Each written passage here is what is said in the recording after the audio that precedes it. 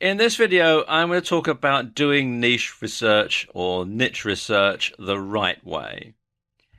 And when it comes to doing niche research the right way, or finding a niche that you want to start marketing to, the best thing is to start with what you know. So the easiest niches to find and dominate are the ones that you've got some experience in. And when you think about it, you know more than you think you do.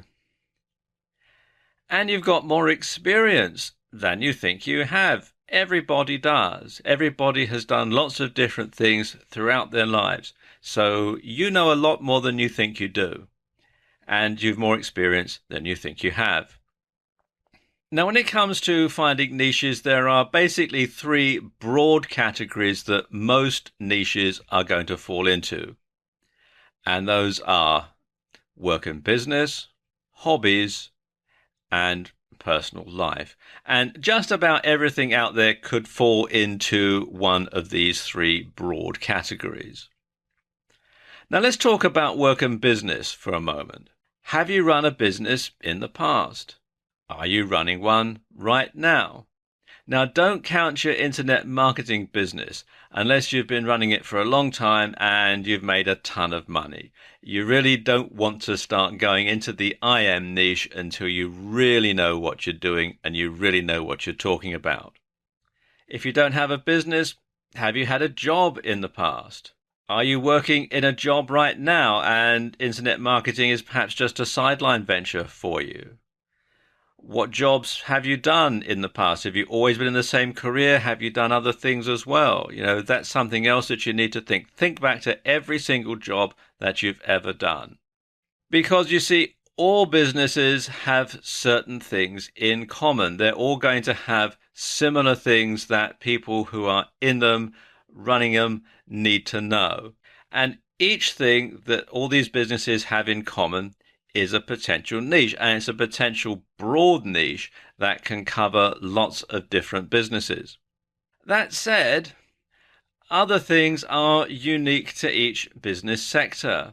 Somebody running a manufacturing business, like we see in this picture, is going to have different challenges, different issues, different problems than someone who's running a service business, like, say, a restaurant. So each of those is also a different potential niche. So what business sector or industry have you been involved with? Well, that's a niche, because your business isn't the only one out there. There's going to be plenty of other competitors, either close to you or in other parts of the country or in other parts of the world.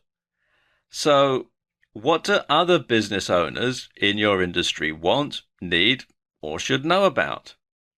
Or, to put it another way, what have you wanted, needed, or wished you'd known about in the past? Things that you wish you knew, that you had to find out the hard way, and now you know.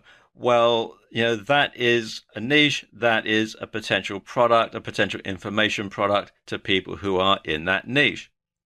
And the same holds true with a job. Every job you've ever done is a potential niche, because other people who still do that job are a potential market. And so are their employers, because obviously if you employ someone in a job, you want them to do that job more efficiently, because obviously that increases your profitability. So think about it. What problems have you overcome that others might be facing right now in your job? For example, did you have to study for any industry certifications? And if you did, and if you did well on the exam, well, your notes and everything, well, they're a potential product right there, and you've got a potential niche of people who are studying for that certification, who would probably pay you for the inside information as to how to pass the exam and get the certifications. And what tools, equipment, software, and so on would have made the job easier, or would make the job easier if you're still doing it? That's another big market when you're marketing to people who are working in a job. Okay, let's talk about hobbies. because there are as many hobby niches as there are hobbies. You know, if you think about all the different hobbies that there are out there.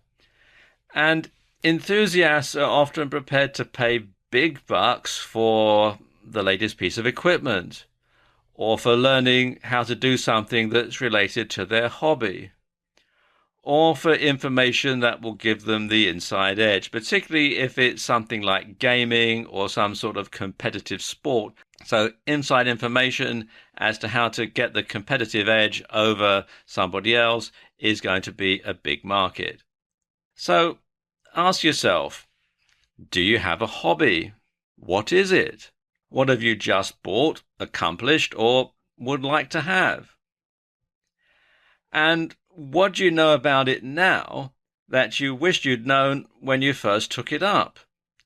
Again, the hobby is a potential niche, and the information that you know that a lot of people who are starting out in it don't know is the foundation for a good potential product, because you know about it and therefore you can position yourself as an expert.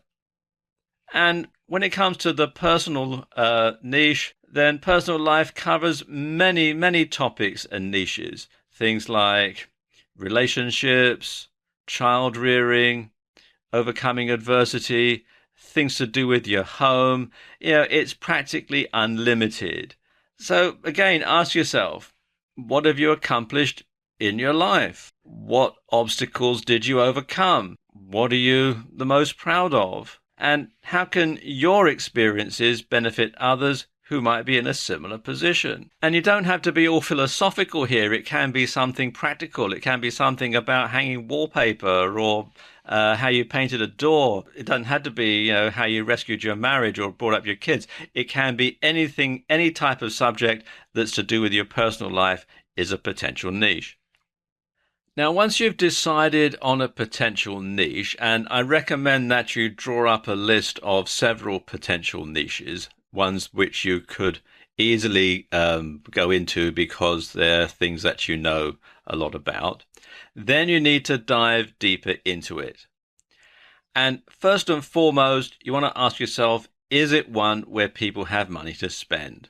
If it's not a niche where people have money to spend, then it's not worthwhile getting involved in it, because after all, at the end of the day, you're doing this niche research to find a niche to sell to make money. So if the people who are in that niche don't have money to spend, then it's not worth getting involved. Second thing is, can you deliver value for money? And that's very important, because that's what people really want today. It's a value for money. And if you can't deliver value for money in this niche, then again, it's time to drop that one and think of something else. And finally, is there potential for more than one type of product? Or to put it another way, are you going to be able to build a sales funnel? Or is there so much stuff being given away free in this niche that it's not worth the effort? Are there any competitors? If there are no competitors, you need to ask yourself why. There should be some competition, because if there's no competition, it could well mean that, quite frankly, this isn't a niche that's worth selling to. Or it could mean that you're the first person there, at which case it's a wide open field. But sadly, that sort of thing doesn't really exist anymore. What are your competitors selling?